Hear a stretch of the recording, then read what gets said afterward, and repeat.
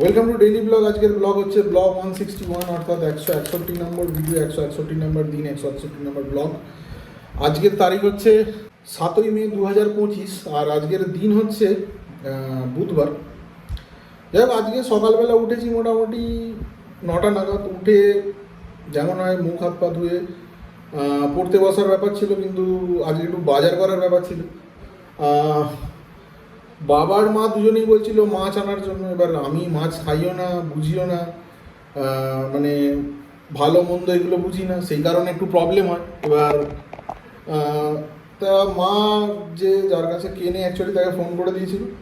আমি গেলাম, গিয়ে মাছটা তুলে নিলাম, দিয়ে ওখান থেকে টুকিটাকি কিছু কাঁচা বাজারও করার ছিল, সবজি বাজার যেটা, সেটাও ঘরে অনেকটা কমে গেছিলো, সেই কারণে করতে হলো। দিয়ে মোটামুটি তারপরে ওখান থেকে বেরিয়ে একটু জল খাবারের ব্যাপার ছিল, ওটা বানিয়ে এলাম, পরোটা দিয়ে বাড়িতে ঢুকলাম। মা বাবা তো খুব খুশি মাছ নিয়ে, কেন মাছ খাই না বলে আমি টাচও করি না, এবার কোনো দিন আনিও না বাজারে। এবার মোটামুটি ভালোভাবেই কোনো প্রবলেম হয়নি, নিয়ে চলে এসেছি। মানে এটা আমার ক্ষেত্রে একটু আনইউজুয়াল ব্যাপার, নর্মাল লোক খুব এটা আমি বোঝানোটা খুব ডিফিকাল্ট আর কি। যাই হোক, দিয়ে তারপর সকালবেলাটা তো ওই করে গেল। গিয়ে দুপুরবেলা একটু গরম লেগে গেছিলো, দুপুরবেলার জন্য রেস্ট নিচ্ছিলাম। নেমার পরে বোনের কলেজ ছিল, ও এলো বিকাল, তারপরে একটু দুপুরবেলা রেস্ট নিচ্ছিলাম।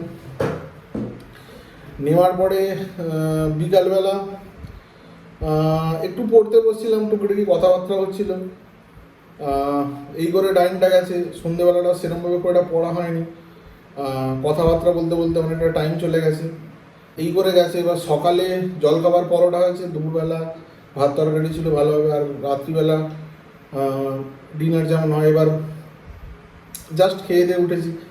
আর অ্যাজ ইউজুয়াল সন্ধ্যেবেলা যেমন 8টা নাগাদ বেরিয়েছিলাম, গিয়ে রাকেশদার দোকানে বসে আড্ডা থাকে, ওখানে গিয়ে আড্ডা থেকে এলাম, এসে বাড়ি এসে খাওয়া দাওয়া করে জাস্ট বসেছি।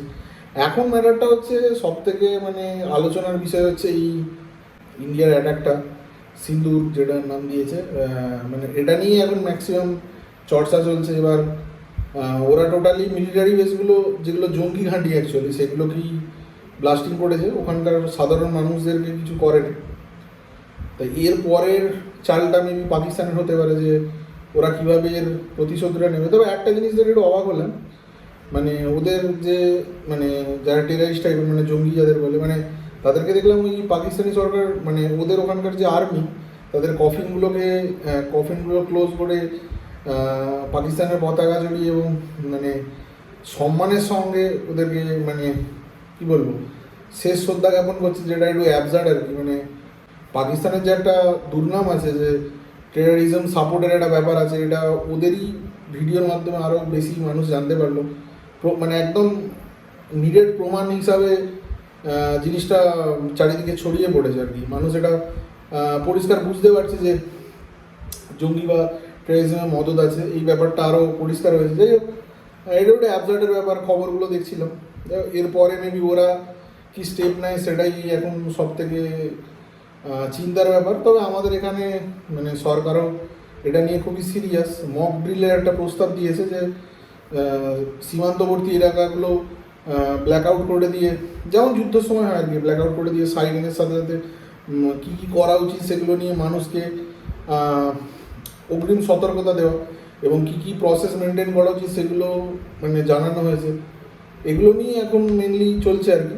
এই করেই আজকে গোটা দিনটা গেল। পড়াশোনা হয়েছে, খুব বেশি যে হয়েছে তা নয়। দুপুরবেলাটা তো, সকালবেলাটা ওই বাজার টাজার করে গেল, দুপুরবেলা সেভাবে বসতে পারিনি। সন্ধ্যেবেলাটা একটু বসেছিলাম ওই 6:30 7টার সময়। আজকের ওয়েদারটা মোটামুটি গরম ছিল, খুব মারাত্মক না হলেও মোটামুটি ভালোই গরম ছিল। তবে গরমটা আস্তে আস্তে বাড়বে, বুঝতেই পারছি। যাই হোক, আজকের মতো ভিডিওটা এখানেই শেষ করে দিলাম। দেখা হচ্ছে নতুন ভিডিও কালকে। শুভরাত্রি, ধন্যবাদ।